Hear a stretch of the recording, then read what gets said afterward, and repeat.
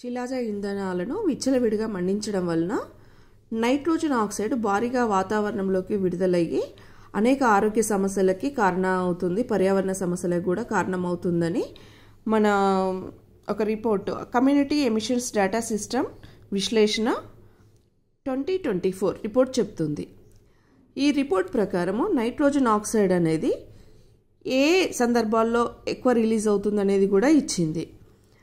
రవాణా రంగం నుండి 3.39 కోట్ల టన్నులు, విద్యుత్ ఉత్పత్తి నుండి 2.59 కోట్ల టన్నులు, అంతర్జాతీయ నౌకాయానం 1.84, పరిశ్రమలు 1.64, వ్యవసాయం 0.87, ఇట్లా మనకి దేని నుండి కూడా ఎక్కువ విడుదలవుతుంది అనేది కూడా ఇచ్చింది. అంటే దీన్ని బట్టి మనము దాన్ని ఎట్లా తగ్గించుకోవాలనేది కూడా మనం ఒక అంచనాకి రావచ్చు. ఈ సందర్భంలో మనం ఇంకొక కాన్సెప్ట్ కూడా చెప్పుకోవాలి.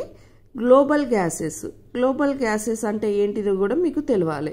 ఎందుకంటే మనకి క్వశ్చన్ ఎట్లా వస్తుందంటే కింద ఆప్షన్స్ ఇచ్చేసి ఇందులో ఏది గ్లోబల్ గ్యాస్, ఇందులో ఏది కాదు అనే విధంగా మనకి ఇస్తుంటారు. సో దాన్ని బట్టి మనము ఆ గ్లోబల్ గ్యాసెస్ ఏంటి అనేది మనము గుర్తుంచుకుంటే అక్కడ క్వశ్చన్ ఆన్సర్ ఈజీగా ఐడెంటిఫై చేస్తుంది.